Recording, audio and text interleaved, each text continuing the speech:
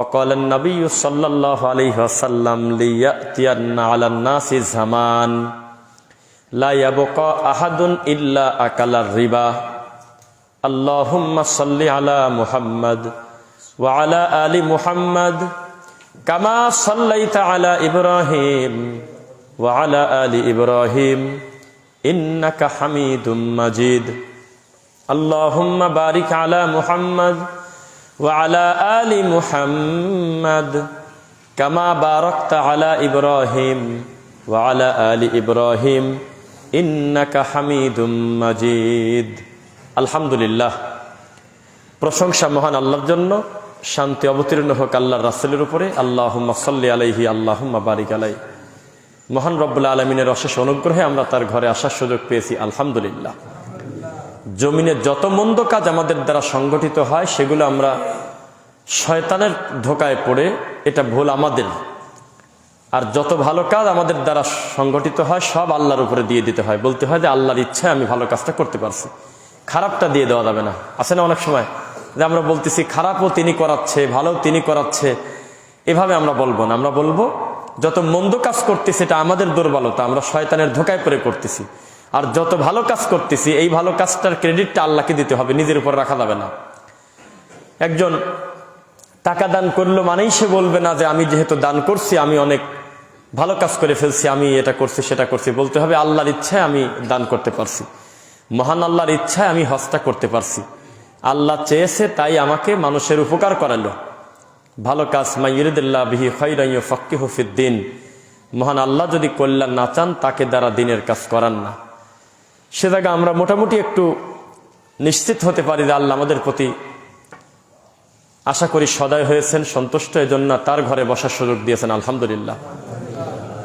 সামনে 12 তারিখে ফেব্রুয়ারির ভোট, পরীক্ষার চিন্তায় বই নিয়ে বসার সময় পায় না ছাত্র। এখনো বহু লোক ভোটের মাঠে ঘুরতেছে যে কিভাবে একটা ভোট বাড়ানো যায়, অথচ আল্লাহর ঘরে এখন সালাত হচ্ছে, খুতবা হচ্ছে। ব্যতিক্রম জাতি আমরা, যেই জাতি রব্বুল আলামিনকে অখুশি করার জন্য প্রতিযোগিতা করতেছি। আমরা কে কার থেকে বেশি আল্লাহকে নারাজ করা যায়, কে কার থেকে বেশি রাসূল সাল্লাল্লাহু আলাইহি ওয়াসাল্লামকে নিয়ে ব্যঙ্গ করা যায়, ইচ্ছায় অনিচ্ছায়। আজকে আমাদের বিষয় হলো পৃথিবীর সবচেয়ে দামি সম্পদ, তার নাম হলো তাওহীদ। আমি শুরু থেকে শেষ পর্যন্ত এটার উপরে থাকবো ইনশাআল্লাহ। আদম আলাইহিস সালাতু ওয়াস সালাম তিনি আবুন নাস, আবুল বাশার। আল্লাহ সুবহানাহু ওয়া তাআলা প্রথমে তাকে মানুষ হিসেবে তৈরি করেছেন। এরপরে ইন্না খালাকনাকুম মিন যাকারিন ওয়া উনসা, আল্লাহ সুবহানাহু ওয়া তাআলা পরবর্তীতে আমাদের বলতেছেন যে তোমাদের জাতি, তোমাদের গোত্র, তোমাদের নবী, তোমাদের সব কিছু ভিন্ন হতে পারে, তবে তোমাদের নাম হলো মানুষ। ইয়া আইয়ুহান নাস ইন্না খালাকনাকুম মিন যাকারিন ওয়া উনসা, তোমরা এটা ভুলে যাও না যে আমি এক নারী আর এক পুরুষ থেকে তোমাদেরকে বানাইছি।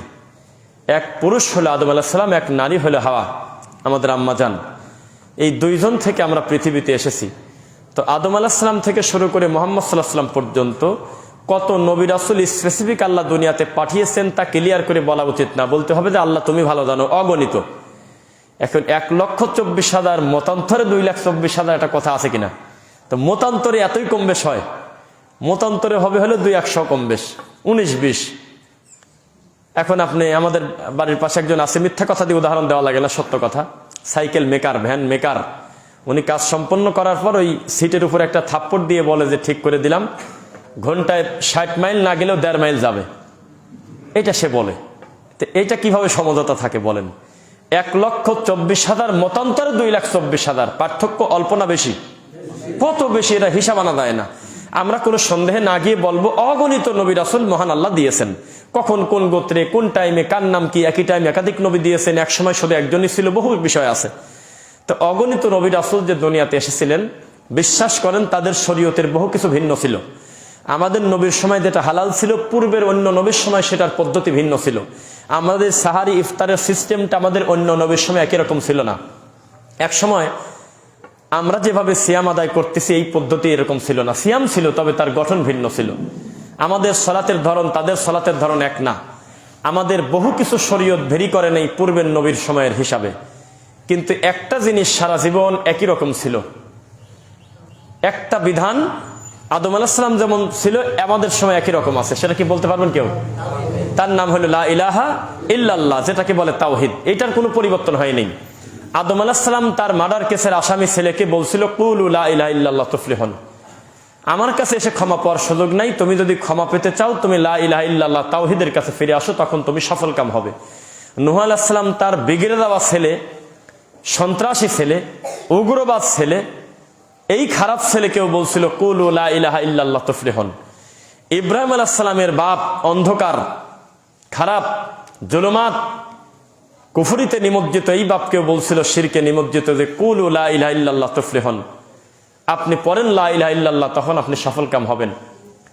ঈসা আলাইহিস সালামের মুখামুখি যাদের দাবি যে আমরা সবচেয়ে বেশি ভালো আপনাকে বাসি, তাদেরকেও বলছিল যে তোমরা যে আমাকে ছেলে বানালে আল্লাহর, মাসিহ ইবনুল্লাহ, তোমরাও বাঁচতে চাইলে পড়ো কুলু লা ইলাহা ইল্লাল্লাহ তুফলিহুন।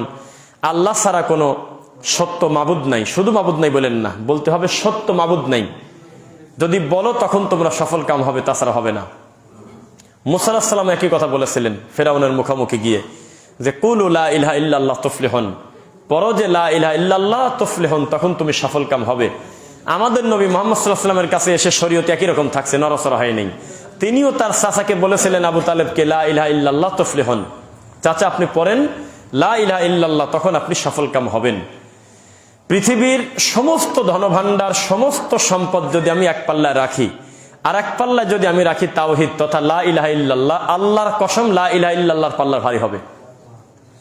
পৃথিবীতে লা ইলাহা ইল্লাল্লাহর ধারণ ক্ষমতা নেওয়ার মতো কোনো ওজন এই দুনিয়াতে আল্লাহ রাখেননি। অথচ আমি যদি আপনাকে বলি, আমাদের এই দেশে সবচেয়ে বেশি অনুপস্থিত হলো তাওহীদের জ্ঞান।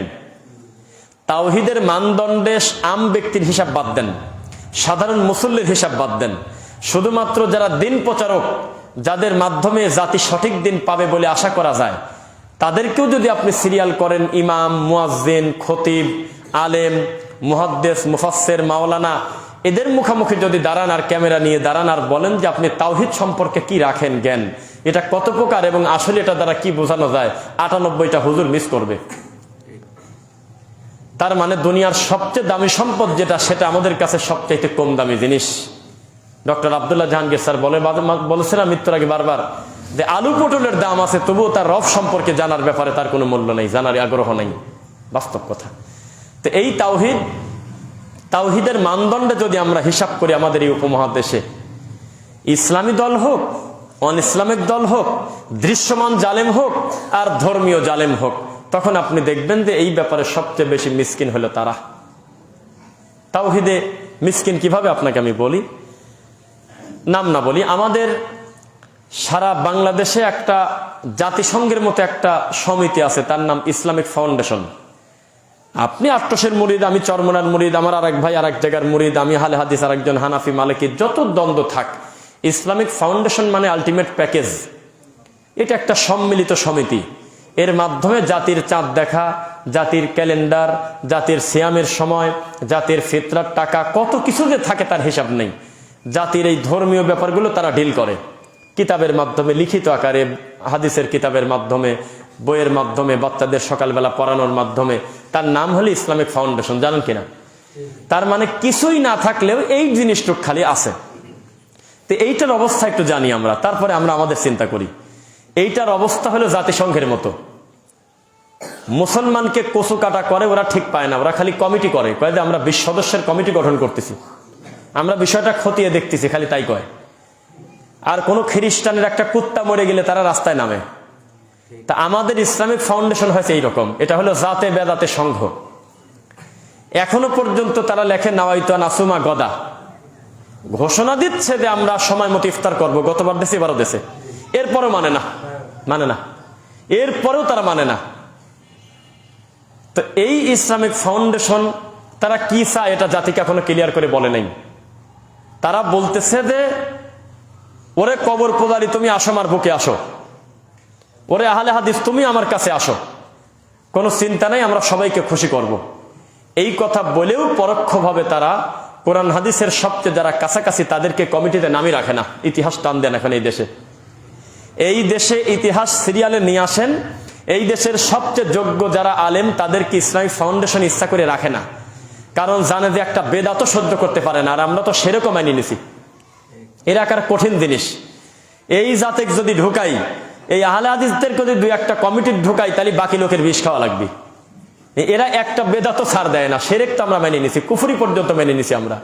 আর ওদের আনলি বারবার খালি খোঁচাবি, মানতেই চাবে না, একটু মোনাজাত করবে না, তারপরে এই যে ইফতারের ক্যালেন্ডার মানবে না, তারপর সাহারির ডাকাডাকি মানবে না, এই খাদ্য দ্রব্যর কথা আছে কিন্তু টাকা নির্ধারণ করে দেবে ফিতরা, সেটা মানবে না, প্রত্যেক কথা বিরোধিতা করবে। আপাতত ওদের মাইনাস করো।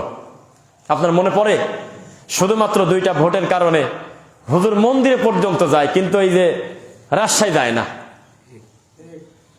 বাংলাদেশের সবচেয়ে বড় বড় বিদ্যান যেখানে আছে সেখানে যায় না, বড় বড় প্রতিষ্ঠানে যায় না, বড় বড় মাদানী আলেম আছে, বড় বড় ডক্টর, বড় বড় বিদ্যান আছে, তাদের কাছে সহজে যায় না। জানে যেখানে গেলে তো দুনিয়াবি লাভ নাই, ঘুরে ফিরে ওরা একই কথা বলবি না, আমরা এই তন্ত্র মন্ত্র মানি না, তাহলে লাভ তো নাই, আমার দরকার সংখ্যা, এজন্য আশাই ছেড়ে দিয়েছে। কিন্তু ঘরে বসে আবার আমাদের প্রতি অপবাদ দেয় যে আমরা ফিতনাবাজ, আমরা জাতির ঐক্য চাই না, নাউযুবিল্লাহ মিন যালিক। ইসলামিক ফাউন্ডেশন যেমন আমাদের এখনো ক্লিয়ার করে বুঝতে দিচ্ছে না আসলে তারা কোন ইসলাম আমাদের সামনে প্রেজেন্ট করতে চায়, ঠিক তেমনি আমাদের দেশে যারা ইসলাম প্রতিষ্ঠিত করতে চায় তারাও কিন্তু এখনো পর্যন্ত আমাদেরকে বুঝতে দেয় না এই দেশের কোন ইসলাম। আমি প্রতিটা কথা দায়িত্ব নিয়ে বলবো আজকে খুতবা ইনশাল্লাহ, আপনি আমাকে বলবেন, হাত তুলে বলবেন যে আবার বলেন, আমি আবার রিপিট করবো ইনশাল্লাহ। আমিও এক ইসলাম, আমার হাসান ভাইও এক ইসলাম, আমার আর এক ভাইও এক ইসলাম, সবাই আমরা ভিন্ন ভিন্ন 5, 7টা 10টা গ্রুপ আছি, সম্মিলিত হয়েছে কথা ঠিক, অথবা বের হয়ে গেছে কথা ঠিক। সবাই আমাদের দাবি এই দেশটা ইসলাম দিয়ে প্রতিষ্ঠিত হোক, আল্লাহর দিন কায়েম হোক, কোরআন হাদিস দিয়ে দেশটা চলুক। এইটা যে চায় না সে তো মুসলিমই না, তার মনের চাওয়া তো থাকা লাগবে যে আল্লাহ তোমার এই জমিনে তোমার দিন প্রতিষ্ঠিত হোক, এটা চান কিনা? এই ব্যাপারে সন্দেহ নাই। আমার প্রশ্ন হলো যে আমি কোন ইসলাম চাই, এটা আমি মানুষকে বুঝতে দিচ্ছে না, কারণটা কি, ব্যাপারটা কি? এইটা আমার সমস্যা, যে আমি জাতিকে খোলাসা করে কেন বলতেছি না যে 3% মালায়নের ভোট আমার দরকার নেই, আমি শুধু কোরআন হাদিসের উপরে আসি, এই কথা ঘোষণা দিক, কালকেই পিঠের চামড়া তুলে দিবি, কালকেই ভোট কমে যাবে 80%। এই জন্য বুঝতে দেয় না যে আসলে তারা কি, এটা আমাদের কষ্ট। আর আমরা সারাটা জীবন একই কথা বলতেছি যে ওহির বিধান কায়েম করো, কোরআন হাদিস জমিনে প্রতিষ্ঠিত করো, একামতে দিন মানে একামতে তাওহীদ। আজও বলতেছি, কালও বলতেছি, কিয়ামত পর্যন্ত বলবো হায়াত থাকলে ইনশাল্লাহ। মানে এরকম ক্লিয়ার করে বলে একটা জমিনে একটাই দল, তার নাম হলো ফেরকায়ে নাজিয়া, আমরা সুধারণা রাখি, তারাই হলো আসহাবুল হাদিস, তারাই আহলুল হাদিস ইনশাল্লাহ।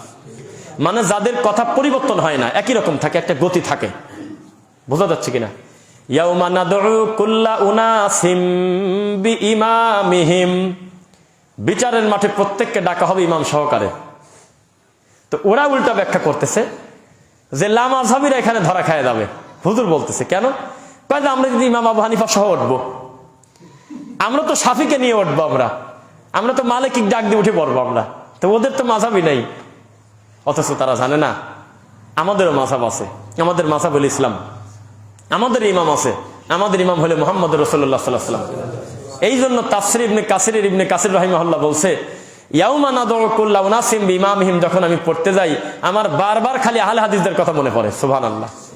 আমি এই আয়াতটার অনুবাদ করতে গিয়ে আমি দেখলাম আহলে হাদিস ছাড়া এই সুখবর পাওয়ার মতো আমার আর কাউকে চোখে পড়ে না, কারণ তারাই দুনিয়াতে মুহাম্মদ সাল্লাল্লাহু আলাইহি ওয়াসাল্লাম ছাড়া আর কারোর ইমাম মানতেই চায় না, আর কারোর কথা মানেই না, খালি বলে আমার নবী করছে কিনা। সুবহানাল্লাহ। আমার নবীকে তার এতই প্রাধান্য দেয়, আমি ইমাম ইবনে কাসির আমি আশা করি আহলে হাদিসদের ইমাম হবে মুহাম্মদ সাল্লাল্লাহু আলাইহি ওয়াসাল্লাম, এবং তার সাথে উঠবে তারা। আল্লাহ তুমি কবুল করো, বলেন আমিন। তো এই জন্য তারা আমাদের উপরে যেই যেই আয়াতকে বিকৃত করে উদাহরণ দেয়, সেই আয়াতেই দলিল আছে যে আহলুল হাদিস এবং বিশুদ্ধ আকীদা মানহাজের মানুষরাই ইনশাআল্লাহ হকের উপর, ইনশাআল্লাহ ইনশাআল্লাহ। আরেকটা দলিল বলি, কুল আতিউল্লাহ ওয়া আতিউর রাসূল ওয়া উলিল আমরি মিনকুম, এরপরে আর কথা বলা যাবে না, এরপরে বন্ধ করে দেওয়া লাগবে। এরপরে ৯৮টা ওয়াজে পরের লাইন আর আসে না, পরের শব্দগুলো আর আসে না, অথচ আয়াতটা অপূর্ণ। আলা ইন্না আউলিয়া আল্লাহি লা খাউফুন আলাইহিম ওয়া লা হুম ইয়াহজানুন, এরপরে আর কোন পীর, কোন মুরিদ, বাংলাদেশের কোন বেদাতি পরের লাইন আর বলছে আমি পাই নাই, খুব কম, সহজে বলে না। তারা বলতেছে আতিউল্লাহ ওয়া আতিউর রাসূল, আল্লাহ এবং তার রাসূলকে মান্য করো, এই ব্যাপারে সবাই একমত। একমত না আপনারা? ওয়া উলুল আমরি মিনকুম, তোমাদের ভিতরে যারা টু মাস ইন্টেলিজেন্ট, বিচক্ষণ দিনের ব্যাপারে, তাদেরকে মানো, উলুল আমরকে মানো। এই কথার পরে আর কোনো কথাই বলে না, কিচ্ছু কয় না। কিন্তু উলুল আমর যদি মারামারি করে, উলুল আমর যদি আসন্নি কামড়াকামড়ি করে তখন আমরা কার কাছে যাবো? এই নাম কয় না। এরপরেই তো দেওয়া আছে যে উলুল আমর হিসেবে যাদেরকে তোমরা মনস্থ করলে তারা যদি চুল ছেঁড়াছিড়ি করে, তারা যদি বলে যে আমার কাছে আসো জান্নাত দিয়ে দেবো, আর একজন যদি বলে যে আমি তোমার সরাসরি হাত ধরে নিয়ে চলে যাব, তখন তো তোমরা বিপদে পড়ে যাবে যে আসলে আমি উলুল আমর মানবো কারটা। তখন তোমরা আর একটা উলুল আমরের কাছে না গিয়ে ফাইন তানাজাতুম ফি শাইইন ফারুদ্দুহু ইলাল্লাহি ওয়ার রাসূল, তাহলে এই বিভিন্ন জায়গায় দৌড়াদৌড়ি করা বাদ দিয়ে তোমরা দুইটাতে ফিরে আসো। এই দুইটার নাম বলেন তো একটু মুখ দিয়ে। কিতাব আল্লাহ ওয়া সুন্নতি, আল্লাহর কিতাব এবং রাসূলের হাদিস সুন্নাহ। আর এখানেও আবার আর এক বিপদ বাধা দিছে, এখানে হাদিস নাকি বলা যাবে না, বলতে হবে সুন্নাহ। মানে পানি বলা যাবে না, বলতে হবে ওয়াটার। কি জ্বালা কোন, জল বলতে হবে, একটু জল দাও আমাকে। এই তো বিপদ হয়েছে। অথচ হাদিস আর সুন্নাহ আলাদা, সুন্নাহ আর হাদিস আলাদা, এরকম কোন কথা কোন ইমাম দুই কলম দিয়ে লিখে দেয়নি। পৃথিবীর সমস্ত সুন্নাহ এসেছে হাদিস থেকে, সুন্নাহ সাব্যস্ত হয়েছে হাদিস থেকে। তার মানে হাদিসটাই হলো ব্যাপক। এইটাকে দুই ভাগ করে ফেলছে আমাদের দেশের মানুষ। তোরা হলে আহলে হাদিস, আমরা হলে আহলে সুন্নাত। কোন প্রমাণ? যেহেতু আমরা মাজারে যাই তাহলে আমরা আহলে সুন্নাত, যেহেতু আমরা তাবিদের সঙ্গে যুক্ত আছি আমরা আহলে সুন্নাত। নাউজুবিল্লাহ মিন যালিক। আহলুল হাদিস মানেই আহলুস সুন্নাহ ওয়াল জামাত, এর ভিন্ন কোনো নাম নেই। এটাই আসহাবুল হাদিস, সাহাবায়ে কেরাম এটাই বুঝেছেন। আল্লাহ আমাদের দিনের জন্য কবুল করুন। যে কথা বলতেছিলাম, আমাদেরকে ফিরে আসতে হবে দুইটার দিকে। দিন এখন কিন্তু সেটা আসছে। কারোর প্রতি আমরা স্থির থাকতে পারতেছি না বর্তমানে। আমরা স্থির আলহামদুলিল্লাহ, আমাদের কথা বলি নেই। আমি বলতেছি আমাদের বাইরে যারা আছে প্রায় আরো 90-95% আমাদের ভাইরা অস্থির। এক এক হুজুর এক এক কথা বলে, আমি কার কাছে যাব? মহা বিপদে তারা। এই কথা বলার পরে আমরা বললাম, ইমানের তরে, ইমানের দরদে, জান্নাতে যাওয়ার আশায়, কোরআনের মায়ায়, আল্লাহর মোহাব্বতে জান্নাতে যাওয়ার ইচ্ছায় কয়জন হুজুরের কাছে গেছেন আমি তো শুনি? কয় না, তা তো যায়নি। তা আপনি বুঝলেন কিভাবে? এক একজন এক এক কথা বলে জন্য আপনি বেঁচে গেলেন। এক একজন এক এক কথা বলে, তা আপনি একদিন তো কাঁদলেন না, একদিনও তো কান্নাকাটি করলেন না বাসায় যে কি হচ্ছে দেশে। কেউ জান্নাতি বিক্রি করে ছেড়ে দিচ্ছে, কেউ পুরা দায়িত্ব নিয়ে নিচ্ছে যে আমার কাছে আসো আমি দেখা দেবো। তো একদিনও তো বাসায় কাঁদলেন না সেজদায় যে আল্লাহ আমি আর এইদের কাছে দৌড়াদৌড়ি না করে আমি সরাসরি কোরআন হাদিসে তুমি কি বলছো আর তোমার নবী কি বলছো আমি তাই দেখবো। একটু আমার যত কষ্ট হোক আমি একটু নিজে পড়ে দেখবো ব্যাপারটা কি আছে। বাংলা বুঝি, ইংলিশ বুঝি, সব বুঝি, আমি কিতাবটা বসবো না কি কারণে? কোনোদিন তো চেষ্টা করলেন না, খালি সাফাই দিলেন। হুজুররা এক এক কথা বলে, আমি কার কাছে যাব? এই কথা বলার সুযোগ নাই।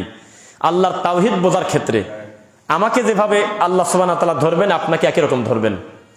আমার মতো মানুষের জন্য ওযু শিক্ষা করাটা পদ্ধতিতে নিয়ম মেনে যেমন ফরজ, আপনার জন্য একই রকম ফরজ। আপনার জন্য সিয়াম ফরজ হয়েছে যেভাবে নিয়ম কানুন জানা, আমার জন্য একই রকম জানা, কোনো পরিবর্তন নেই। এটা হলো কমন বিষয়।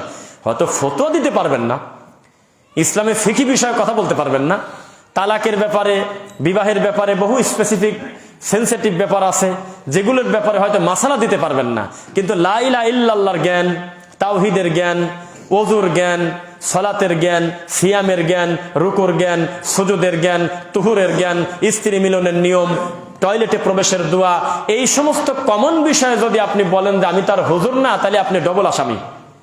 আপনি কেন ইলম অর্জন করেন নাই? যার উপরে কোরআন নাজিল হয়েছে আমরা কিন্তু ক্লিয়ার করে বলে দিলাম, এই নবীর থেকে বেশি এলেমালা মানুষ কি এখন আছে? আর সেই নবীকেও আল্লাহ বলতেছে ফাআলাম আন্নাহু লা ইলাহা ইল্লাল্লাহ। এই আয়াতটা পড়ছি আমার গায়ের লোম দাঁড়ায় নাই, এমন খুব কম হয়েছে। এটা অহংকার না, আপনি একটু বুঝবেন অর্থটা। কোরআনই পাইছি যার মাধ্যমে, এত বড় কোরআন নাজিল হলো যার উপরে, সেই নবীকে বলতেছে আপনি আগে এই এলেম অর্জন করেন যে আল্লাহ ছাড়া কোনো সত্য মাবুদ নাই। কি একটা ব্যাপার! তার মানে দুনিয়াতেই আপনাকে দায়িত্ব দেওয়া হয়েছে তাওহীদের জ্ঞান অর্জন করা। আর এটা হলে আমাদের দেশে সবচেয়ে অনুপস্থিত। আহলুল হাদিসদের বাইরে অন্য কোনো মাঠে, মাহফিলে, খুতবাতে স্বতন্ত্র তাওহীদের উপরে বক্তব্য হয় এমন খুবই কম। যে সালাফি আকীদা মানহাজ বোঝে না কিন্তু তাওহীদের উপরে 1 ঘন্টা বক্তব্য দিয়েছে, খুব কম পাওয়া যায় না। এটা তাদের কাছে কোনো গুরুত্ব ভেরি করে না, এটা কোনো প্রয়োজনই মনে করে না। অথচ এই সারা জীবন দাওয়াতি দিতে হবে তাওহীদের। কিসের?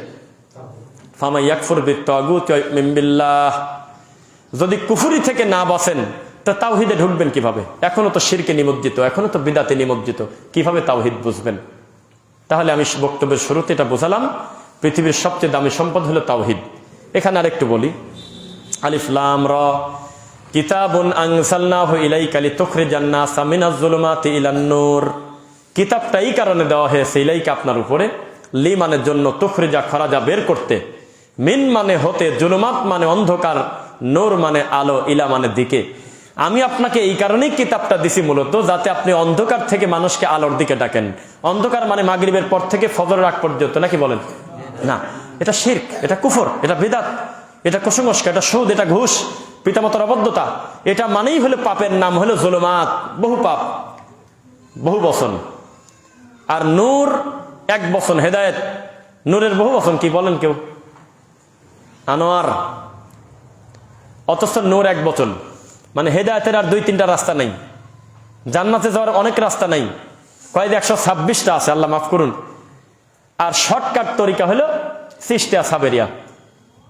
এখান থেকে দাসরিয়া যাওয়ার অনেক রাস্তা, মানুষের বাড়ির পর দিয়ে গেলে একটু শর্টকাট হয় না, পরের ক্ষেতের ভিতর দিয়ে গেলে, এইটার নাম দিয়েছে শর্টকাট চিশতিয়া সাবেরিয়া। নাউজুবিল্লাহ। এটা হলো কি বলেন? শর্টকাটে যেতে আপনাকে কে বলছে? হজিবাতিন নারু বিশ-শাহাওয়াত ওয়া হজিবাতিন নারু বিশ-শাহাওয়াত ওয়া হজিবাতিল জান্নাতু বিল মাকারিহ। জান্নাত কোনো শর্টকাট নাম না। জান্নাত হলো কষ্টের কাম, রাজ জাগার কাম। জান্নাত হলো ঠোঁট ঠিক রাখার কাম। জান্নাত হলো জবান ঠিক রাখার কাম। জান্নাত হলো লজ্জাস্থান ঠিক রাখার কাম। জান্নাত হলো কথা কম বলার কাম। জান্নাত হলো তাহাজ্জুদের কাম। জান্নাত বহু কাজ। আর ও কয় শর্টকাট, শর্টকাট বলে কোনো কথা নেই। জান্নাত মানেই পরিশ্রম। আর জাহান্নামে যাওয়ার চাইতে সহজ কোনো কাজ নেই। টাকনুর নিচে কাপড় ঝোলা দেন, ঝামেলা শেষ, একবার ইজি। জাহান্নামে যাওয়ার চাইতে সোজা কোনো কামই নেই। আর আমাদের দেশে সেকেন্ডে 1,00,000 কোটি নেকির দোয়া আছে কিনা ভাই? নবীকে দেখতে চাইলে 41 দিন দরুদে লাকি পড়েন, এ কোন জ্বালা? শর্টকাট পদ্ধতি নাই। আপনাকে মরা পর্যন্ত চেষ্টা করেই যেতে হবে। আর মরার আগে কাঁদতে হবে, আর বলতে হবে, আল্লাহ আমি তো যে কাম করছি তো বোঝা যাচ্ছে মনে হয় টিকতে পারবো না, তুমি আমাকে দয়া করে টিকায় দিও। এর নাম হলো ভয়। আগেই যদি বলে দেন যে আপনি 41 দিন আমল করেন, 22 দিন দরুদে লাখিয়া পড়েন, নবী চলে আসবে, এগুলি আপনি টেনশন দেন কেন? কিয়ামত পর্যন্ত, মৃত্যু পর্যন্ত আদম সন্তান খালি বলবে, আল্লাহ আমি আমার কর্ম দিয়ে টিকতে পারবো এটা আমি বিশ্বাস করি না, তোমার দয়া ছাড়া। এর নাম হলো মুমিনের কাম। এর ভিতরে কোনো শর্টকাট তরিকা নাই। ওয়া আন্না হাযা সিরাতি মুস্তাকিমান ফাত্তাবিউ। একটাই রাস্তা কোরআনে আছে, তার নাম সিরাতাল মুস্তাকিম। এই সিরাতাল মুস্তাকিমের উপরে আমাদেরকে আল্লাহ কবুল করুন, আমিন। এখন আমি যে বলতেছি একামতে দিন মানে একামতে তাওহীদ, এই কথা বলতে গেলে তো আমাকে ঝামেলায় পড়তে হয়। এখানে পড়তে হবে না, ভিন্ন জায়গায় গেলে আমাকে মুশকিলে পড়তে হবে। একামতে তাওহীদ, তাওহীদ প্রতিষ্ঠিত হওয়া, এটার মানে তারা বোঝে নেই। একটা মেয়ে যখন তার বিবাহতে সম্মতি দেয়, তার পিতার উপরে চিল্লাচিল্লি করে নাই, খালি খবর পাইছে যে অমুকের সাথে আমার বিবাহ, আমার বাপ মনস্থ করছে। বিবাহর বৈঠকের দিন মেয়ের কোনো কাজ নেই। ইদানিং কাজীর খাতায় সই করতে হয় হলো দুনিয়াবি ফরমালিটি, এটা অবৈধ হারাম কাজ না, এটা ঠিক আছে। কিন্তু তার মুখ দিয়ে কবুল বলতে হয় না। তাকে বলতে হয় না যে আমি এই মর্মে আমি স্বীকার করিতেছি যে আমি স্বামীর সঙ্গে একই বিছানায় ঘুমাবো, এটা বলতে হয় না, এটা অলিখিত আছে। তাকে এটা বলতে হয় না যে এতদিন আমি এত কষ্ট করে পর্দা মেনটেন করেছি, আর একটা পুরুষের কাছে একটু পরেই আমার কাপড় খুলতে হবে, খোলামেলা বলি, এ কথা লেখা থাকে না ভাই। আগামী কালকেই স্বামীর গরম পানি চাইলে দিতে হবে, কথা লেখা নাই ভাই। আগামী কালকেই আমার স্বামীর আদেশ মানতে হবে, এটা অচেনা পুরুষের কথা লেখা নাই। বহু কিছু অলেখা আছে, বহু কিছু দেখা যায় না, শোনা যায় না, বোঝা যায় না, খালি একটু সম্মতি দিয়েছে। এই সম্মতির মানেই হলো আলটিমেট প্যাকেজ, এর ভিতরে সব আছে। তো লা ইলাহা ইল্লাল্লাহ মানে হলো সব কিছু আছে। তাওহীদ আছে, একামত আছে, সালাত আছে, সিয়াম আছে, হজ আছে, যাকাত আছে, হারাম থেকে বাঁচা আছে, হালালের কথা আছে, আদেশ মানা আছে, নিষেধ বর্জন করা আছে, সব আছে। কিন্তু একামতে তাওহীদ বললে আমাদের দেশের লোকের ভিতরে মজা আসে না, ফিলিংস আসে না। একামতে দিন বললে মজা পায়। অথচ তারা জানে না দিন প্রতিষ্ঠিত করতে হবে, এটা ব্যক্তিকে আল্লাহ দায়িত্ব দেন নাই, দিয়েছে ভাই। কিন্তু তাওহীদের দায়িত্ব কিন্তু প্রত্যেকটা লোকের। ফাজলামো করলে ধরা খাবেন, আপনি নিশ্চিত থাকেন। তাওহীদ যদি নড়বড় করে যান, মহা বিপদ। একবারে কবর থেকে পিটানি শুরু। এই ব্যাপারে কাউকে ছাড় দেওয়া হবে না, কারণ তাওহীদ মানেই হলো মহান আল্লাহর একত্ববাদ। এই ব্যাপারে গড়িমসি করে টিকা যাবে না। মানুষ হিসেবে আমলের ত্রুটি ছিল। একটা লোক ঘুষ খেয়েছে, সুদ খেয়েছে, মানুষের মাথায় বাড়ি দিয়েছে, চুরি করেছে, এগুলো ঈমান ভঙ্গকারী পাপ না। এগুলোর কারণে লোকটা অমুসলিম হয়নি, তবে কবিরা গুনাহ হয়েছে, পাপ হয়েছে। একটা সময় বুঝতে পেরে তিনি ক্ষমা নিয়েছে আল্লাহর কাছ থেকে, পারে না? অথবা ক্ষমা নেওয়ার সুযোগ পায় না। এগুলো সব ফ্রি করে দেওয়া ঠিক না। একটু বলি ক্লিয়ার কথা। আপনি আমার কাছে টাকা পান, আমার টাকা আপনি মেরে খেয়েছেন, এত বড় পাপও মহান আল্লাহ চাইলে আমাদের দুইজনকে পোষায় দিতে পারে, জানেন আপনি? তাওহীদের কারণে দুইজনকে বিচারের মাঠে ডেকে বলবে যে দুইজনকে পোষা দিলাম, পারে না?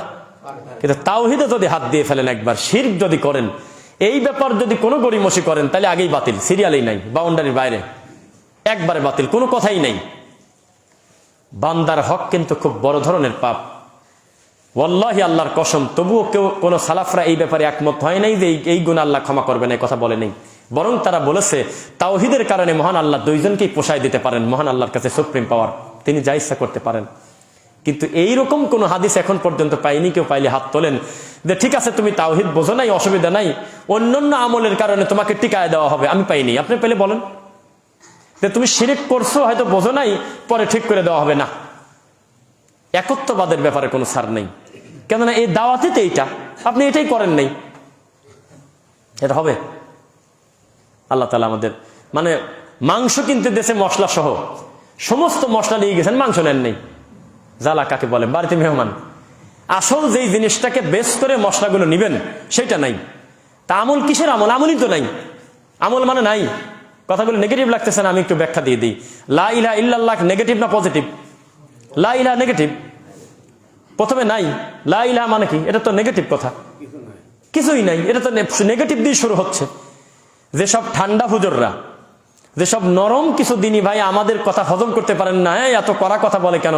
আরে বেটা, লা ইলাহা ইল্লাল্লাহ এটাই তো শুরু হচ্ছে নেগেটিভ দিয়ে। নেগেটিভটা আগে, ফামা ইয়াকফুর বিত তাগুত নেগেটিভ আগে, ফাআলাম আন্নাহু লা ইলাহা ইল্লাল্লাহ এর শুরুটা হলো নেগেটিভ। আগে মন্দ থেকে নিজেকে বাঁচতে হবে, নইলে তাওহীদে ঢুকবেন কিভাবে আপনি? বুঝলাম না কথা। টয়লেটের ট্যাঙ্কির ভিতরে শুয়ে গড়াগড়ি পেরে কি আতর খুঁজে লাভ আছে? ওখান থেকে উঠে গোসল করতে হবে, যেহেতু স্ল্যাব ভেঙে পড়ে গেছেন আপনি। ওখান থেকে উঠে গোসল করে সাবান দিয়ে পরিষ্কার করে তখন বলবেন যে একটু আতর হবে। সাবান নিচে গায়ে, তবে দুর্গন্ধ যাচ্ছে না, মনে হচ্ছে, মনের সন্দেহ যাচ্ছে না, তখন আতর লাগবে। পকেটে আছে আতর একটা। এখন আপনি টয়লেটের ট্যাঙ্কির ভিতরে বলতেছেন আতর হবে, আতর ওখানে শুয়ে পড়ে আতর খোঁজেন কি কারণে? যেই লোকটার তাওহীদ ঠিক নাই, মাজার কেন্দ্রিক তার ইবাদত, শিরিক করতেছে, কুফরি করতেছে, তার জন্যই তো বলা হচ্ছে লা ইলাহা। তুমি তাড়াতাড়ি ওখান থেকে ব্যাক আসো, কোনো ইলাহ নাই, কোনো মাবুদ নাই, কিচ্ছু নাই, ইবাদতই নাই, যা ইল্লা। তবে ওইটুক আছে যেটুক আমার আল্লাহ বলছে, ইল্লাল্লাহ, আল্লাহ ছাড়া কোনো কিছু নাই। তা আমরা তো বেদাতের বিরুদ্ধে বলবই, আমরা তো শিরকের বিরুদ্ধে কঠোর হবই। কারণ তুমি যে শিরিক এবং কুফর করার ব্যাপারে কঠোর, এজন্য আমি না করার ব্যাপারে কঠোর। আমি কঠোর না হলে হবে?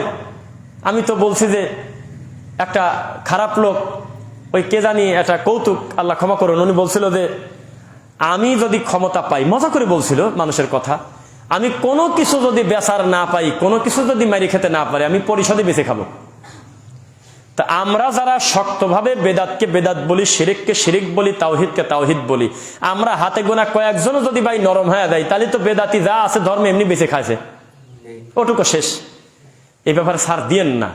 তাওহীদের ব্যাপারে, শিরকের ব্যাপারে, বিদাতের ব্যাপারে ইলম অর্জন করতে হবে। কেননা এই তাওহীদের ইলম অর্জন করতেছে স্বয়ং আল্লাহ, তার নবী মুহাম্মদ সাল্লাল্লাহু আলাইহি ওয়াসাল্লামকে। কেউ চ্যালেঞ্জ করেন যে ফাআলাম আন্নাহু লা ইলাহা ইল্লাল্লাহ, এই কথা কাকে বলছে আল্লাহ? হে নবী, আপনি আগে ইলম অর্জন করেন যে আল্লাহ ছাড়া কোনো সত্য মাবুদ নাই। অথচ এটা জবানে উচ্চারণ করা হালকা, নুক্তাও নাই, কলকলার হরফ নাই, ঈদগাম নাই, ইকফা নাই, ইকলাব নাই, কলকলা নাই, লা ইলাহা ইল্লাল্লাহ। যার জিহ্বা জড়তা আছে সেও করতে পারে, পারে না? যার জিহ্বায় প্যারাক মারছে সেও হালকা করে পড়তে পারবে লা ইলাহা ইল্লাল্লাহ, হালকা জিহ্বা নাড়াচাড়া করতে পারবে। যার ভিতরে ঘা হয়েছে জিহ্বায়, সেও সহজে উচ্চারণ করতে পারবে জবানে লা ইলাহা ইল্লাল্লাহ, ইজি। দুই ঠোঁট একখানে করতে কম হয়, ইকলাব নাই, ঈদগাম নাই, ইজহান নাই, ওয়াজিব গুন্না নাই, ইকফা নাই, কিছুই নাই, সহজ না? এই সহজ জিনিসের দাওয়াত দিতে হবে। আরো কয় হাজার বছর তো আমরা জানি না, আগেই আপনি নিরাশ হয়েন না। তবে এই দাওয়াতের, এই লা ইলাহা ইল্লাল্লাহ বুঝেছে এই দেশে শতকরা 5 জন মানুষ যদি আপনি বলেন, তাহলে আমি বলবো আপনি মিথ্যুক, আমাকে প্রমাণ দিতে হবে আপনাকে। অথচ এটা ইজি জিনিস। আর আমি দায়িত্ব নিয়ে বলতেছি, শতকরা আমাদের এই দেশে 3 জন মানুষও লা ইলাহা ইল্লাল্লাহ বোঝে না। এখন আপনি আমাকে চ্যালেঞ্জ করেন, আমি বোঝাই দিই। 3 জন বোঝে না। বোঝে কোনটা? লা ইলাহা ইল্লাল্লাহ অর্থ কি? আল্লাহ ছাড়া মাবুদ নাই, এই তো বলছে। কি বুঝলে বলেন? স্বপ্নে গরু দেখেছে, দুধ দোয়ানোর জন্য যখন ঘুম থেকে উঠছে দেখে গরু নাই, স্বপ্ন তো। বইতে লেখা আছে, বাস্তবে বোঝে নাই যে মহান আল্লাহর তাওহীদের মূল্য কত বেশি, জানে না, খালি আশাই করে গেল জীবনভর লা ইলাহা ইল্লাল্লাহ। একজন অমুসলিম বোঝে, একজন মালায়ন যখন তাওহীদে ফিরে আসে ও বোঝে লা ইলাহা ইল্লাল্লাহ কাকে বলে। একজন নতুন সালাফি আকীদা মানহাজের মানুষ বোঝে যে লা ইলাহা ইল্লাল্লাহ মানে কি। ও কি স্বীকার করে আজকে তার সমাজ থেকে আসলো, তার আব্বা কেন তার বিরোধিতা করে বাপ হওয়ার পরেও, তার চাচা কেন তাকে লাঠি নিয়ে খোঁজে, কেন মসজিদ পর্যন্ত হামলা করে, ওরা বোঝে তাওহীদ কাকে বলে। আর মুক্তবের বাচ্চা বুঝবে কিভাবে? ওর বাপ বলছে যে যেহেতু আমার কাম হলো সুন্নাতে খাতনা দেওয়া, তোমার আমি দিছি, তোমাকে মুক্তবে দেওয়ার কথা আমি দিছি, তোমাকে 4 কালেমা মুখস্থ করার কথা তুমি করো। কয় যে ওই কালেমা কাকে বলে? কয় লা ইলাহা ইল্লাল্লাহ। কালেমা কয় প্রকার? 4 প্রকার। কালেমায় তাওহীদ, কালেমায় তামজিদ, কালেমায় শাহাদাত, কালেমায় কি আছে তাইব। অথচ কালেমায় তাওহীদ কাকে বলে, তামজিদ কাকে বলে কিছুই জানে না। লা ইলাহা ইল্লাল্লাহ তাওহীদ, আশহাদু আল্লা ইলাহা ইল্লাল্লাহ ওয়া আন্না মুহাম্মাদুর রাসূলুল্লাহ শাহাদা, সাক্ষী দিচ্ছি আমরা, এটাও তাওহীদেরই ঘোষণা। এই ব্যাপারে কোনো ছাড় দিতে হয় না। আমাদের এই দেশে আমরা টুপিওয়ালারা সবাই যদি তাওহীদ বুঝে দিতাম, সমাজে এত নোংরা চলে না। বুঝতেছেন কথা? এইবার একটু শক্ত কথা বলতে থাকি। তাওহীদ কাকে বলে? তাওহীদ যেমন দামি সম্পদ, এটা ভেঙে যায় খুব অল্প কথায়, সহজে। তালাক দেওয়া ইজি না কঠিন? একবার ইজি। বিবাহ করাও সহজ। কিন্তু আমাদের এই দেশে বিবাহ হলো কঠিন বর্তমানে, আর জিনা ব্যভিচার হলো সহজ। একটা ছেলের 20 বছরের ছেলে তার বিবাহের কথা বলার কারণে তার বাড়িতে টিকতে দেবে না, তার বাপ লাঠি নিয়ে বের হবে। 2 দিনের ছেলে তুই বিয়ের কথা বলিস, তোর থেকে অমুক হলে 7 বছরের বড়, ও তো হিজলা, তো তোমার ফাওয়ালো কি তাই নাকি? কি কয় সব কথা? অথচ আল্লাহ তার সচ্ছলতা দিয়েছে, তার 5টা মার্কেট, 30 বিঘা সম্পদ আল্লাহ তাকে দিয়েছে। প্রতিদিন তার মাধ্যমে 20টা লোকের রুজি আল্লাহ তার বাড়িতে খাওয়ায়, আর একটা মেয়ে বাড়িতে আনতে চাচ্ছে না। অথচ তার ছেলে হস্তমৈথুন করে, তার ছেলে কন্ডম কিনে নিয়ে চলে যায় হলে আবাসিক হোটেলে, তার ছেলে মিনিটে মিনিটে নারী নিয়ে খেলা করতেছে মাত্র 1000 টাকার বিনিময়ে, কারণ নারী ইজি, জেনা করা সহজ। কোনোদিন জিজ্ঞাসা করতেছেন রাত 3টার সময় তুই আসবি কিভাবে, আসলেই কি মেসে তুই আসিস কিনা। অথচ এই লোকটা যদি বুঝতো এত ঝামেলা বাদ দিয়ে ছেলেটাকে যদি বিয়ে দিয়ে দিই, তাই তো আল্লাহ বড় বড় পাপ থেকে ওকে হেফাজত করে ইনশাল্লাহ। বিয়ের পরেও কেউ পাপ করেন আমি তা বলি নাই, তবে অধিকাংশ ক্ষেত্রে বিবাহের পরে মানুষের দায়িত্বশীল আসে, ভার আসে। এই বিবাহ কঠিন, জেনা হলে সহজ। ঢাকা শহরে বেশিরভাগ দেখবেন ফ্লাইওভারে উঠবেন, দেখবেন যে হাজার হাজার আবাসিক হোটেলের কাঠ পড়ে আছে, কোনো কষ্ট নেই। বাড়িতে বসে ফোন দিবেন, মেয়ে কি আছে? আছে, সুন্দরভাবে আপনাকে নিয়ে যাবে। কয় টাকা লাগে বলেন? দেহ বিক্রি করতে কয় টাকা লাগে? নারী বসে আছে, স্কুল কলেজের নারী, আরো বিভিন্ন নারী, আরো সৌন্দর্য নারী। আপনি কি চাচ্ছেন? বসে আছে। বিয়ের কথা বাড়িতে বলে দেখেন, অবস্থা কত জটিল, কত কঠিন অবস্থা। একটা মেয়েকে খুশি করতে অন্তত 5-10 হাজার টাকার খরচ হয়, তার পিছনে কত ঘুরতে হয়। আর একটা বিবাহ যদি বাসায় করতেন, এই ইয়াকুনু ফুকারা আইগুনিহুমুল্লাহু মিন ফাদলি, এই বিবাহের কারণে মহান আল্লাহ আপনাকে অসচ্ছল থাকলে সচ্ছলতা দিয়ে দিতেন। সুবহানাল্লাহ। তো তাওহীদ মানুষ বোঝে না। তাওহীদ মানার কারণে দুনিয়াবি অনেক কিছু চলে যায়, কথা ঠিক, তাবিজ কবজ চলে যায়, পীর মুরিদি চলে যায়, জাগতিক ইনকামের কিছু রাস্তা বন্ধ হয়। কিন্তু তাওহীদের কারণে আল্লাহ সুবহানাহু ওয়া তাআলা লক্ষ লক্ষ কোটি কোটি অগণিত ফেরেশতার দোয়া, নাসের দোয়া, ইমামের দোয়া, ভালো ভালো মানুষদের দোয়াতে আল্লাহ শরীক করে দেন। সুবহানাল্লাহ। মানুষ বোঝে না তাওহীদ কত বড় দামি সম্পদ। আল্লাহ আমাদের তাওহীদ বোঝার তৌফিক দিন, বলুন আমিন। এইবার আসেন, তাওহীদ কি করলে ভেঙে যায় এটা জানার দরকার আছে কিনা? এতক্ষণ তো তাওহীদ বুঝলাম যে কি, কত প্রকার এটা আমরা জানি, যেহেতু তাওহীদুল উলুহিয়্যা, রুবুবিয়্যা, আসমা ও সিফাত এটা জানি আমরা সবাই ইনশাআল্লাহ। আমাদের ভাইদের কাছে ব্যাখ্যা না করি, তাওহীদ ভেঙে যায় কি কি করলে। আমাদের বাংলাদেশের তাওহীদ খুব শক্ত, এটা মন্দিরে গেলেও ভাঙে না, এটা খুব কড়া আর কি, এটা হ্যাঁ এটা খুব কড়া। পাটালি গুড় চেনেন ভাই? পাটালি গুড়, পাটালি অবশ্যই চিনবেন, আমরা তো একই ভাষার মানুষ। আমি চুয়াডাঙ্গা জীবননগরে জালসা করতে গেলাম, 4 দিন আগে আমাকে একটা লোক বলতেছে যে আমি আর আপনার ব্রাদার রাহুল ভাইকে, আপনার 2 জনকে যদি আমি একটা হাদিয়া দিই আপনারা কি ফেরত দিবেন কিনা? আমি একজন স্কুলের মাস্টার, তো এটাকে আপনি গ্রহণ করবেন না, রাজু মাস্টার নাম। তো বললাম যে হাদিয়া দিলে তো নেওয়া যেতে, তবে নিজের প্রতি জুলুম নিয়েন না, এই কথা বলছি, আর কিছু বলিনি। তো উনি আমাদের জন্য পাটালি রাখছে, কিন্তু সেটা দেখি যে হাত দিয়ে ভাঙা ভাঙা হয়ে যায়। তো বললাম যে ভাই এ কি ব্যাপার, দাঁত দিয়ে ভাঙা যাবে না, বাইরের লাগবে হাতুর দিয়ে, আমরা বুঝি পাটালি এইগুলো, এতে একাই ভাঙি ভাঙি পড়ে। কয় বাড়িতে নিয়ে যান বুঝবেন। এই লোকটার কাছে পাটালি চেয়েছি, উনি আমাকে 4 দিন ঘোরা আছে, দেবে না। যখন বলছে একজন আলেম মানুষকে দেবো, তুই আমাকে অপমান করিস না, বলে তাহলে যা আছে সেগুলো তো দেওয়া যাবে না, নতুন আগে রেডি করি তারপর দেবো, এটা হুজুরের যেহেতু গিফট দিবি। তো আপনি যেটা খালেন এটা হলে পাটালি, 549 টাকা যদি দেন তাহলে দেবে না, সেটা তার গতি। আর এইটা তার বাড়ি থেকে তার চুল ছিঁড়াছিঁড়ি করে নিয়ে চলে যায়। আর ঠিক একই ব্যক্তি 150 টাকা করে পাটালি বিক্রি করে। কোন জ্বালা কোন। তবে সেটার কালার দেখতে আপনাকে যেটা দিলাম তার থেকে বেশি চকচকা ভালো ফ্রেশ। বাজারে যদি ওপেনে মানুষকে বলেন যে তুমি নিজে চয়েস করে নাও, তাহলে ওই 150 টাকাটা ধরে কারাকারি করবে, এইটা আমাকে দেও।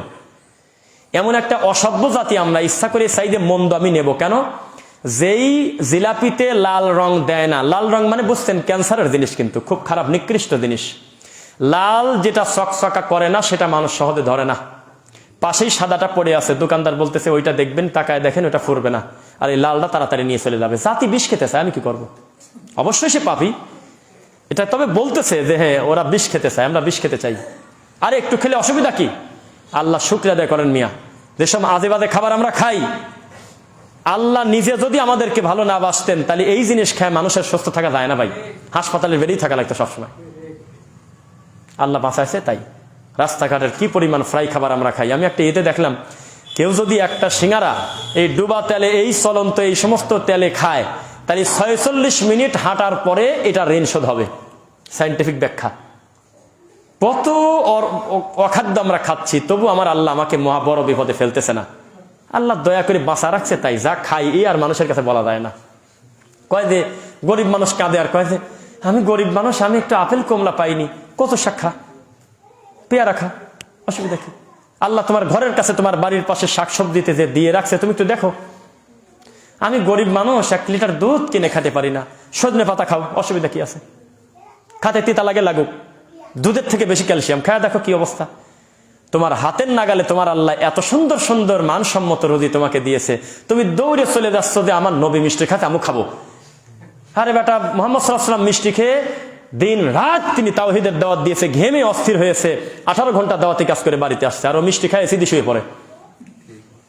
খুব বিপদ কর। এসব ওয়াজ হুজুররা করে না, আমি করতে পারি, আমার এই অধিকার আছে। আমি 99 কেজি ওজন ছিলাম, এখন আমি 31 কেজি কমি, এখন 69 কেজি। আমি বুঝি মজা কি। এখান থেকে 15 কিলো হাঁটে যাবো, পিছনে তাকাবো না, 15 কিলো হাঁটবে, 1 মিনিট বসবো না, চলেন। তা নিজের প্রতি জুলুম করিনি আমরা এতদিন। যে লোকের ওজন 100 কেজি, তার হওয়ার কথা হলে 62 65, সে লোক ঘুম পেলে সে উঠবে কিভাবে ফজরের? তাহাজ্জুদ তো দূরের কথা। রাত্রিবেলা যে 3 প্লেট ভাত খায় ঘুমায়, সে লোকের ইবাদতের মজা কি? সে লোক দৌড়াবে কি? জিহাদের কয় জিহাদ করবো, কি কয়? এই শরীরে বলে জিহাদ করবি? 2 টাকার বাঁশিতে ফো দিলে তো দৌড় দিবি, পলাবি পিছন থেকে না। ফিজিক্যাল শক্তি থাকতে হবে আমাদের। সাহাবীদের খেজুর খেতেন, প্রথমে বুঝি নাই, আমরা মনে করতাম যে কি কয়, খেজুর খাওয়া জীবন চলে, খেজুরের প্রোটিন বাড়িতে যায়, একটু দেখবেন, ইউটিউবে দেখবেন।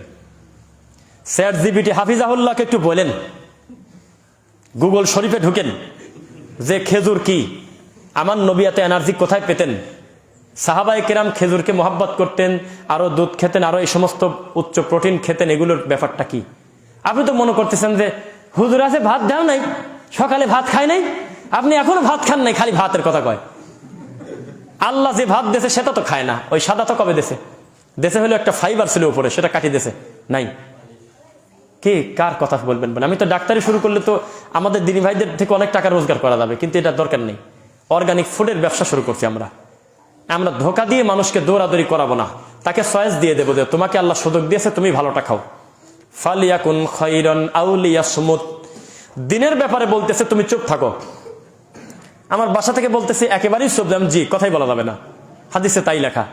তারপর বললাম ফালিয়াকুন খাইরান, তবে যদি বলতেই হয় তাহলে শুধু ভালোটা বলো। বোঝেন, চার দোকানে কি শুধু ভালোটা বলে না মন্দটাও বলে? আরে কি বলে, মন্দটা বলে, ভালোটা মাঝে মধ্যে বলে। অথচ বলা হয়েছে তুমি কোনো কথা বলবে না, কোনো কথা না বললে বউ শাশুড়ির যুদ্ধ লাগবে না। আমি দায়িত্ব নিয়ে বললাম মসজিদে, একটু জোরেই বলি, মা বোনরাও আছে, কথা বন্ধ করে দেন, ঝগড়া বন্ধ, কথা বন্ধ করে দেন, সংসারে অশান্তি বন্ধ, কথা বন্ধ করে দেন, তালাক বন্ধ, কথা বন্ধ করে দেন, অশান্তি সব চলে যাবে। যদি বলেন যে কথা একবারই বন্ধ, জি বন্ধ, এরপরে বলবো কোনটা? ফালিয়াকুন খাইরান। যদি নিরুপায় হয়ে বলতেই হয় আমি শুধু ভালোটা বলবো। আমি বাচ্চাকেও বলবো না এই যে কাঁদে না, শোনা তোমার আব্বা চলে আসতেছে, কিভাবে আসে? ওই আব্বা আসে আরো 2 দিন পরে আসবে, ব্যবসায় গেছে, কি কয়?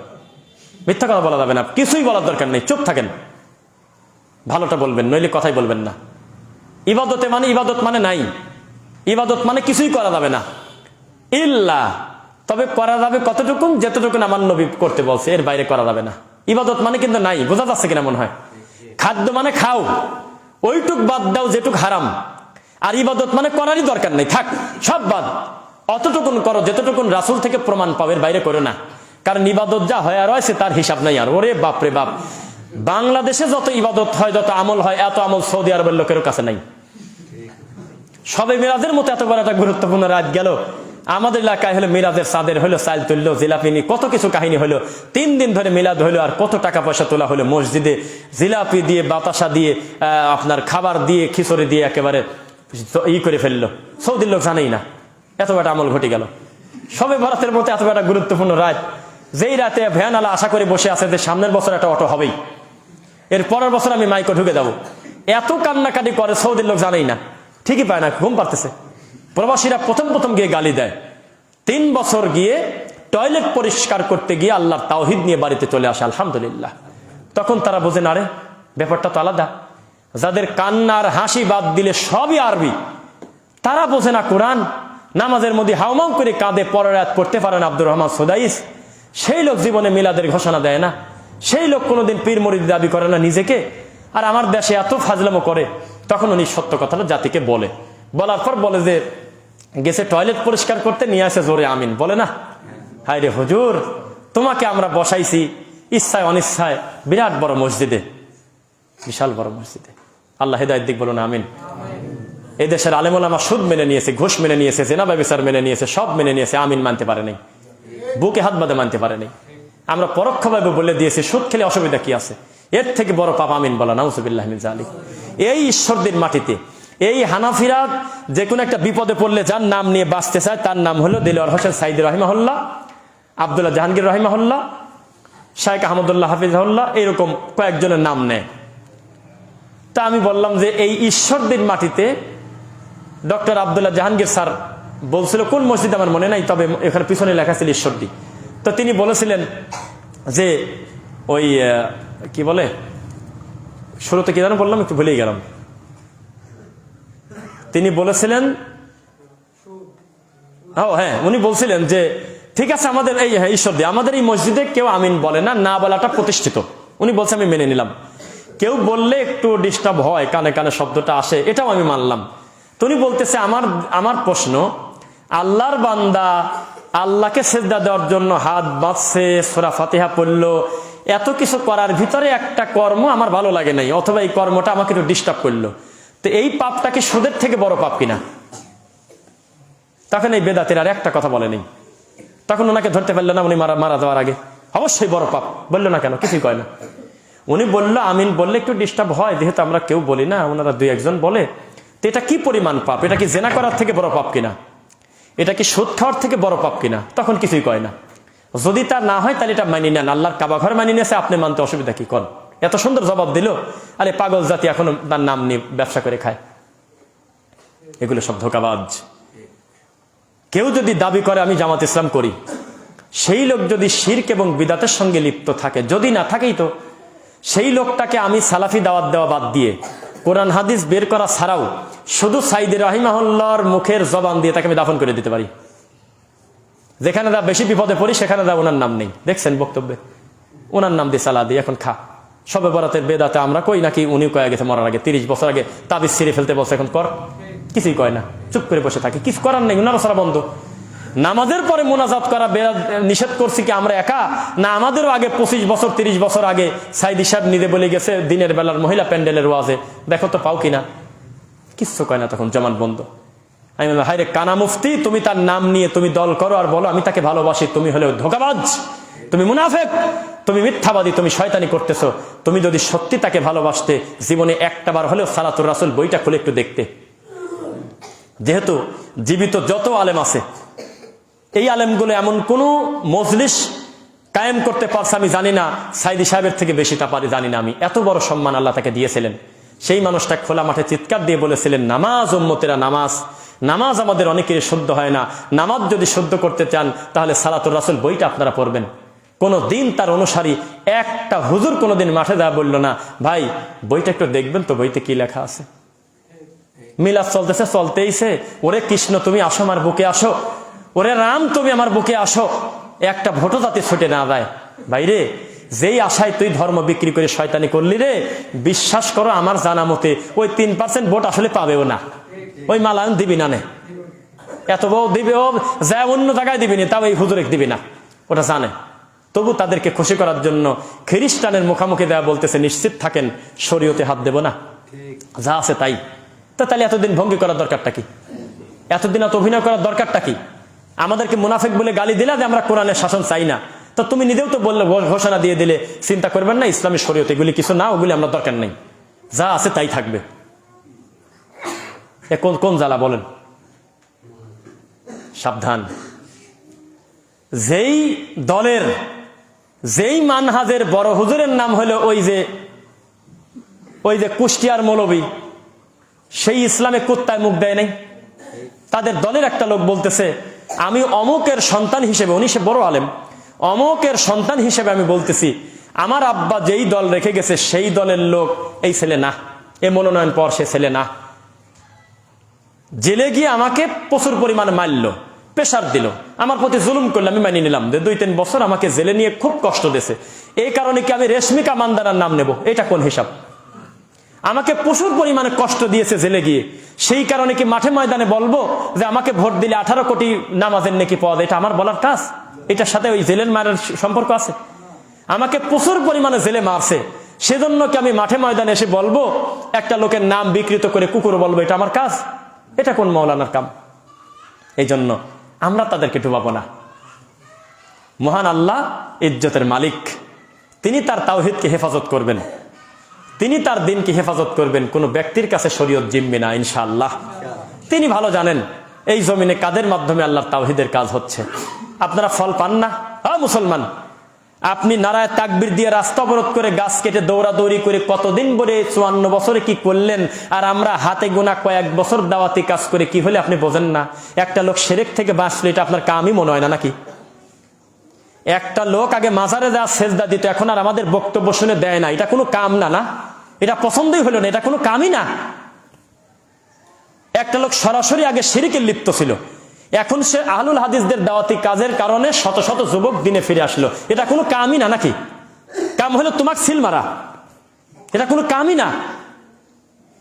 তুমি দিন কায়েম করবে এই দেশে, তোমার প্রথম সিরিয়ালের 5 জনের 4 জনের টাকলুর নিচে কাপড়, এখনো বোঝে না যে টাকলুর উপরে কাপড় পরা ফরজ, জানে না। এখনো মুখের দাড়িটা হলো বিরাস, গুটি সন্না দাফা ধরে আছে, দাড়ি আর বাড়ে না। সারা দেশে ইসলাম কায়েম করবে, 4 জনের 4 জনই আলেম না। কথা বললে আমাদের গালি দেন, আমি কি করবো? মায়েরও তো খাই, কি করবার? আপনি তো দাওয়াত দিচ্ছেন, ওই দাওয়াতে কিছু হয় না। মন্দিরে গিয়ে যদি বলা যায় আমিও তো ব্রাহ্মণ, অসুবিধা কি আছে? রোজা পূজা তো একই। ওরে ঠাকুর আসো, আমার বুকে আসো, একই তো। এটা করলে মায়ের কেউ মারে? কেউ যদি মারতেও আসে হিন্দু ঠেকা দেবে, হ্যাঁ ওটা আমার লোক, আমার লোক, ও মার খায় কিভাবে? আর আমাকে সবাই মিলে মারতেছে, 4 জন, মানে সব দল মিলে এই বাঘাতে মার খেলাম, রাজশাহী সবাই মারতেছে। একটু আগেই তাকবীর দিল সবাই আমাদের পক্ষে, মার শুরু হলো কেউ নাই, 4 জন মার খাইছি আমরা তো মার খাবো।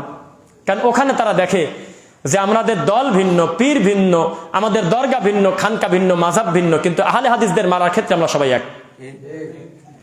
তুমি জিহাদ খুঁজে পাও না?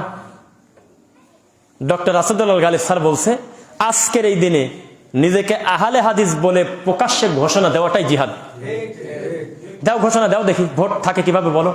ডাইরেক্ট ওপেন মাঠে বলে দাও যে ভাই আমার 3% মালায়নের ভোট দরকার নেই, আমি একজন মুসলিম, আমি আমার জায়গায় আমি আসি, আমি কোরআন হাদিসকে ভালোবাসি, কোরআন হাদিস প্রতিষ্ঠিত করবো। বলেই দেখো পরিস্থিতি কোন কঠিন পর্যায়ে যায়। বলা যাবে না, এটা হয় না ভাই। আর হাই হাই হাই লজ্জারে, গণতন্ত্র প্রতিষ্ঠিতই হয়েছে যাতে স্পেসিফিক কোন রাষ্ট্রে নির্দিষ্ট কোন ধর্ম প্রতিষ্ঠিত হতে না পারে। ঠিক আপনি বললেও ঠিক। পলিটিক্যাল সায়েন্স আমি মাস্টার্স করছি, মানুষ নকল করে পাশ করলেও তবু অনার্স মাস্টার যেটার উপরে করা হয় কিছু না কিছু জ্ঞান তার থাকে না ভাই। হাওয়ার উপরে কেউ পাশ করে না। তা আমরা জাতীয় বিশ্ববিদ্যালয় থেকে রাষ্ট্রবিজ্ঞানে মাস্টার করে, পলিটিক্সের উপরে মাস্টার্স করে যা বুঝলাম, গণতন্ত্র যারা প্রতিষ্ঠিত করছে তারাই বলছে এটা মানেই হলো একজন আর একজনের পর জুলুম করা, নইলে এটা টিকে থাকে না। আর এইটার উপরে ঘাড়ের পর পা দিয়ে আমি আমার ধর্ম প্রতিষ্ঠিত করব।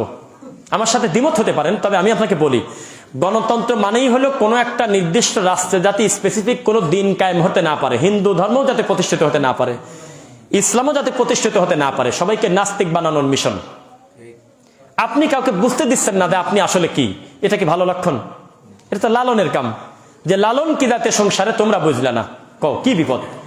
হিন্দু হিন্দু বোঝা যায়, খ্রিস্টান বোঝা যায়, কিন্তু লালন বোঝা যায় না। তখন তো আমরা বুঝবো এটা হলো অজাত। জাতে বোঝা যাবে, হিন্দু তার একটা পরিচয় থাকবে। লালন বলতেছে আমি যে কি জাতে সংসারে তোমরা চিনলে না, তার মানে অজাত, তার নামে সেতু হচ্ছে। তো ধর্মের হাড়িতে কুত্তায় মুখ দিল না। সারাটা জীবন যিনি গাঁজা চর্চা করে গেল, গান চর্চা করে গেল, আর কি একটা কথা, হায় হায় রে, সাধারণ কথাকে তারা টানে। কি বলতেছে? খাসার ভিতর অসীন পাখি কেমনে আসে যায়, এই কথা বলে হা হা করে কান্না করতেছে। আল্লাহর কসম, টক শোতে এই কথা বলে কান্না করতেছে আর বলতেছে যে দেখো কত বড় সাধক ছিলেন তিনি। কোন আলেম বলতে পারছে এত বড় ভার ওজনের কথা, এই কথার উপরে পিএইচডি করা যায়। উপস্থাপক আবার বলে লালনের এই কথার উপরে ডক্টরেট করা যায় বিশ্ববিদ্যালয়। কি কয় যে খাসার ভিতর অসীন পাখি কেমনে আসে যায়। কেমনে আসা যায়? সূরা 17 নম্বর সূরা বানী ইসরাঈল বলেই দিয়েছে, ইয়াসআলুনাকা আনির রূহ কুলির রূহু মিন আমরি রাব্বি। কেউ যদি আপনাকে জিজ্ঞাসা করে রুহু কি, আপনি বলে দেন রুহু হলো আল্লাহর আদেশ। আদেশ আছে রুহু আছে, আদেশ নাই রুহু নাই, শেষ। আর কি জবাব আছে? এই কমন কথাটা টাইনি নিয়ে চলে গেছে ওই লালন। কয় যে কি বলে কেমনে আসে যায়, কেমনে আসে যায়, তোমার টেনশন কিসের? এটা তো আল্লাহ আমাকে দায়িত্ব দেন, এটা তো গায়েব আছে আমাদের সামনে। এটা কি গায়েব না হাজির? রুহু তো গায়েব, এটা তো ভিতরগত ব্যাপার, আমাকে আল্লাহ দায়িত্ব দেন নাই। তোমার সামনে হাজের কাম তুমি করো না, তুমি কত করণীয় কাজ তোমার কাজ নাই, তুমি মসজিদ চেনো না, তুমি কও কেমনে আসে যায়। এগুলো সব ধান্দাবাদী শয়তানি। ইসলাম এগুলো করা যাবে না ভাই।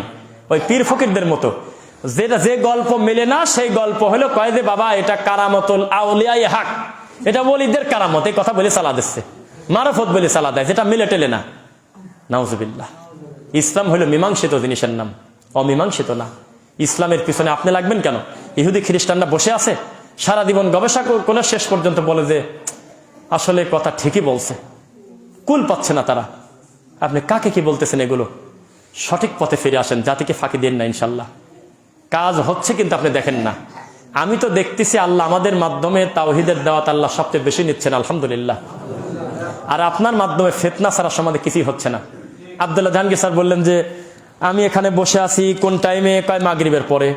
আমি এখন কি হাতে করে বসে আছি? কোরআন। আমি আপনাদের সামনে যেটা বলতেছি এটা কি? কয় তাফসির, কোরআনের তাফসির। এখন যদি পুলিশ এসে বা দুইজন লোক এসে বলছে এই তাফসির বন্ধ করেন, এখন এটা প্রোগ্রাম বন্ধ করেন, তখন আমাদের কি করণীয় হবে? তখন বলতেছে আমরা কি ছাড়িয়ে দেবো নাকি? তো কইলে যে আমরাও ইমানের জোশে আমরা তার মাথার উপর 2টা বাড়ি দিয়ে দিলাম পুলিশের। বেটা তুই তাফসির মাহফিল বন্ধ করিস, এরকম হয় না। তুই কোরআনের বিরোধিতা করিস বেটা। তখন উনি 2টা বাড়ি খাওয়ার পর চলে গেল। লোক কম আছে যেহেতু, পরে তার টিম নিয়ে এসে হালকা 2-1 মিনিট গুলি করে আমাদের 10 জনকে মারিয়ে দিল। তাহলে ইসলামের খুব উপকার হলো না? ইসলামের উপকার হয়েছে কিনা বলেন? অথচ ইসলাম বলতেছে কোরআনটা বন্ধ করে এখানে রাখি বাড়ি চলে যাও, তোমাকে মাগরিবের নামাজটা পড়া ফরজ, এরপরে ঈশা পর্যন্ত তাফসির করাটা আল্লাহ ফরজ করে নেই, এখানে এই বৈঠকে করে নেই। তুমি চলে যাও, সালাম দিয়ে বলো যে ভাই কোনো সমস্যা? হ্যাঁ সমস্যা, ঠিক আছে, আমরা আল্লাহর উপরে ছেড়ে দিলাম আপনাদের ব্যাপারটা, চলে গেলাম, ওনারাও চলে যাক। আর তুমি বললে বের হরে, এই ধর মাথায় বাড়ি দে। কোরআনের বিরোধিতা করে, তাফসিরের বিরোধিতা করে। ওই লোক তাফসিরের বিরোধিতা করে নেই, ওই লোক মাগরিব থেকে এসা পর্যন্ত এই টাইমে ওয়াজ করাটা নিষেধ করে দিয়েছে। আমাদের দেশের লোকের আবেগ হলো এইটা। বাপের টাকুর নিচে কাপড়, বাপ জর্দাদি পান খায়, মা প্রতিদিন গুল খায়, একদিনও তার ইমানে বাড়ি দেয়নি। তাবিজ কবস্তার নিজের ভাতিজার গলায় 6টা, কোনোদিন তার ভিতরে খারাপ লাগে নাই। তার বাড়িতে একটা লোক কোরআন পড়তে পারে না, একদিনও কাঁদে নাই। তার বাড়িতে সকাল সন্ধ্যা জিকির নাই, কোনোদিন তার কষ্ট লাগে নাই। তার বাড়িতে অধিকাংশ মেয়ে বেপর্দা, তার কোনোদিন কান্না আসে না। তার শুধু কান্না আসে যে দেখো ওরা কি করতেছে, একটা হুজুরকে ওরা কি করতেছে, অমককে কোরআনের বিরোধিতা করছে, তাড়াতাড়ি মাঠে নামো, বাস। জি না ভাই, আমাদেরকে আল্লাহ এই কথা বলে নাই যে তোমরা 10 জন ভালো মানুষ ছিলে সমাজে, এই 10 জন মানুষও পাকা রাস্তার উপরে জীবন দিয়ে দিলে, আমরা না জোর করে শহীদ বানা দিলাম। আমাদের দেশের মাটি ভালো, এই মাটিতে শহীদ দুয়ারে ডেলিভারি হয়, খুব বারবার ডেলিভারি হয়, খুব দ্রুত। অথচ হাদিস কোরআন পরে আমরা জানি যে শহীদ মানে হলো গায়েব। শহীদ মানে কি? এটা নামের আগে নিয়ে নিয়ে বেড়ানোর কিছু না। মুসল্লি কি আপনারা নিয়ে বেড়ান যে মুসল্লি অমুক, দাতা অমুক, এটা কি ঠিক হবে? আলহাজটা নিয়ে যাচ্ছেন ঠিক আছে, কিন্তু এটা কি নেন? এটা ঠিক? শহীদ মানে আমরা সুধারণা করবো, আল্লাহ উনি পানিতে ডুবে মরল, আল্লাহ আল্লাহ চাপা পড়ে মরল, আল্লাহ অ্যাক্সিডেন্ট করে 2 গাড়ির মুখামুখি পড়ে গেল, আল্লাহ আল্লাহ ভালো একটা কাজ করতে গিয়ে সম্পদ রক্ষা করতে গিয়ে মরে গেল, আল্লাহ তুমি তাকে শহীদ হিসাবে কবুল করো। কিন্তু আপনি যদি আগেই ডিসিশন নেন যে শহীদ অমুক, এর অনুমতি থাকলে এটা হাত তোলেন, আমি কথা ফিরিয়ে নেই। বলেন, তা দেন কেন? মিনিটে মিনিটে দেন কেন? আবার আহলে হাদিস যারা নাম নিচ্ছেন তারাও তো 5ই আগস্টের পর পোল্টি মারছেন, অধিকাংশ তন্ত্রমন্ত্রে ঢুকে গেছেন। আপনাদের পোস্ট, আপনাদের কমেন্ট, আপনাদের কর্মকাণ্ড দেখলে তো লজ্জায় মরি আমরা, যে আপনি আদৌ কোন আহলে হাদিস আমরা তো বুঝি না। শেখ মতিউর রহমান মাদানী সেকালে বলে গেছে বহু আগে যে আমাদের মধ্যে ঘাপটে মারি আছে মানহাসরারা, টাইম পেলে আবার জায়গায় চলে যাবে। তাই তো হয়েছে। কি কোথায় কি করে আল্লাহ জানে, মনে হচ্ছে ধর্ম কায়েম করে ফেলবে। আরে বাবা, তাওহীদের উপরে থাকো, ধৈর্য ধারণ করো, মহান আল্লাহ বিজয় দিবেন ইনশাল্লাহ। কি কয় এগুলো আমি কিছু বুঝি না, সাবধান। যাকে তাকে শহীদ বলা যায় না ভাই। সাহাবায়ে কেরামের নামের আগে শহীদ তো আছে নাকি? জান্নাতে সার্টিফিকেট পাওয়ার পর কাঁদে ওসমান, কাঁদে। আল্লাহর কসম, সাহাবায়ে কেরাম বলতেছে যে মাটি দিয়ে চলে যাচ্ছি, কিন্তু দাড়ি বেয়ে বেয়ে মাটিতে পানি পড়তেছে, এই দৃশ্য দেখা বন্ধ হয় নাই, খালি তাকাই রয়েছে ওসমানের দিকে। আরে আগেই নাম দিয়ে দিয়েছে শহীদ, তা আপনি যদি ডিসিশন দেন তা আমার কি থাকে? আমরা জালসার শেষে যে খাবার দেয়, আমি নিজে ব্যক্তিগতভাবে কোনো আলেম মানুষও যদি ঘোষণা দেয় আপনারা একটু দোয়া পড়ার পরে বসবেন, তবারক কাছে নিয়ে যাবেন, আমি কথা ঠেকাই দেই। আমি তবারক পর্যন্ত বলতে দেই না, যে এটা কি বরকতের খানা কিনা আমি জানি না, আল্লাহ ভালো জানেন। বলতে হবে যে আপনাদের মেহমানদের জন্য খাবারের ব্যবস্থা করা আছে। আর আমি শহীদ বলে দেবো একটা লোকের নামের আগে? আমি একজনকে শহীদ না বলার কারণে আমার যে কি জ্বালাতন গেছে তা পরে বলবো না, এখন বলবো না। আমার কয় তুই আগে রাস্তায় আয়, আগে তুই আগে আমার চট্টগ্রামে আয়, তো কি করি দেখ। সবাই শহীদ কয়, তুই মানুষ না কি কামে? একটা যে হুজুরের নাম বললাম সেই হুজুর আমার বিরুদ্ধে ওয়াজ করছে খোলা মাঠে, কুষ্টিয়ার হুজুর। কয় আমার নাম ধরে বলতেছে রফিক, কয় অমক বলে শহীদ না, ও শহীদ না, ওর বাপ শহীদ। এটা জবাব হলো, এটা জবাব দিচ্ছে, এইটা জবাব। ভাই আমরা জবাব পাই না, আমরা খালি গালি পাই, আমরা লাঠির জোর পাই, কোনো জবাব আজ পর্যন্ত পাই না। এই জন্য আমি আমাদের সম্মানিত প্রিয় স্যার ডক্টর রাসূলুল গালিব স্যারের কথা, এই ঘরে কেবল শুয়ে একটু আগে ওয়াইদুল্লাহ রুমে শুয়ে আমি কেবল দেখতেছিলাম যে আহলুল হাদিস মানে সেফ আহলুল হাদিস, কোন দল তরিকা মন্ত্রের নাম না। পারলে মেনে নেন, না পারলে নাই। আপনার গন্তব্য সংসদ, আপনার গন্তব্য হলো চেয়ার, আপনার গন্তব্য হলো দল, আমার গন্তব্য মহান আল্লাহ সন্তুষ্টি, জান না ইনশাআল্লাহ। আল্লাহ তুমি আমাদের অতীতের ভুল ক্ষমা করো। জুমার খুতবার প্রথম পর্ব শেষ করছি। বারাকাল্লাহু লানা।